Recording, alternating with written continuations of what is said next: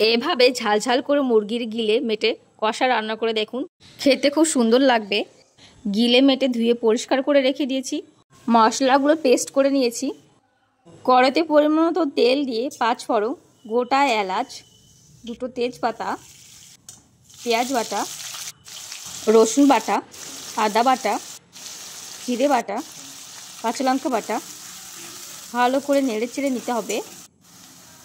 জিরে পাউডার, হলুদ গুঁড়ো, লঙ্কা গুঁড়ো, কাশ্মীরি লাল লঙ্কা গুঁড়ো, মশলাগুলো একসাথে নেড়ে চেড়ে নিয়ে স্বাদ মতো লবণ দিয়ে মশলাটাকে আবারও নেড়ে চেড়ে নিতে হবে। টমেটোর পেস্ট দিয়ে ভালো করে মশলাটাকে কষিয়ে নিতে হবে। কষানো হয়ে গেছে, ধুয়ে রাখা গিলে মেটে দিয়ে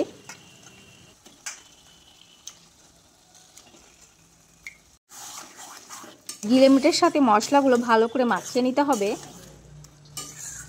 মাখানো হয়ে গেলে সেদ্ধ হওয়ার জন্য ঢাকা দিতে হবে। কিছুক্ষণ পর ঢাকনা উঠিয়ে আবারও নেড়ে চেড়ে দিতে হবে। গিলে মেটে কষানোর জন্য বারবার ঢাকা দিয়ে কষাতে হবে। বারবার ঢাকা দিয়ে কষালে লবণ ঝাল মাংসের ভেতরে প্রবেশ করতে পারবে। অনেকে গিলে মেটে পছন্দ করে না। যারা পছন্দ করে না তারা এভাবে একবার হলেও ট্রাই করে দেখবেন, খেতে খুব সুন্দর হয়। গিলে মেটটাকে অনেকক্ষণ ধরে সেদ্ধ করতে হবে আর বারবার ঢাকা দিয়ে কষাতে হবে, নাহলে ভেতরটা কাঁচা থেকেই যাবে, খেতে ভালো লাগবে না অতটা। দেখতেই পাচ্ছ বারবার ঢাকা দিয়ে গিলে মেটটাকে ভালো করে কষাচ্ছি। যত ঢাকা দিয়ে কষাবে তত খেতে খুব সুন্দর হবে। গিলে মেটে কষা সবসময় রান্না করতে হলে একটু ঝাল দিয়ে রান্না করবেন। যারা ঝাল পছন্দ করে না তারা ঝাল কম দেওয়াই ভালো। ঝাল কম দিলেও খেতে খুব ভালো লাগবে। দেখতেই পাচ্ছ গিলে মেটে ভালোভাবে কষানো হয়ে গেছে। গরম জল করে নিয়েছি।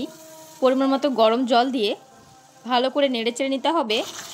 আরও ভালোভাবে সেদ্ধ হওয়ার জন্য ঢাকা দিয়ে দেব 5 থেকে 6 মিনিটের জন্য। 5 থেকে 6 মিনিট পর ঢাকনা উঠে হালকা নেড়ে চেড়ে দিয়ে, বেশি ঝোল ঝোল রাখবো না, মাখা মাখা বা কষা কষায় খেতে ভালো লাগে গিলে মেটে। এভাবে রান্না করে দেখবেন। দেখতেই পাচ্ছ খুব সুন্দর কালারও চলে এসছে আর ভালোভাবে সেদ্ধও হয়ে গেছে, দেখি বুঝতে পারছো। আমাদের রেসিপিটি তৈরি হয়ে গেছে। মিট মশলা দিয়ে রেসিপিটিকে নামিয়ে নেব। মিট মশলা দিয়ে হালকা নেড়ে চেড়ে নিতে হবে। মশলার সাথে যেন মিট মশলাগুলো মাখিয়ে নেওয়া হয়। একবার হলো গিলে মেটে বাড়িতে ট্রাই করে দেখবেন, খেতে খুব সুন্দর লাগবে। গিলে মেটের কষা তৈরি হয়ে গেছে, নামিয়ে নিচ্ছি। গিলে মেটের কষার রেসিপিটি যদি ভালো লাগে লাইক, কমেন্ট অ্যান্ড সাবস্ক্রাইব করে পাশে থাকবেন।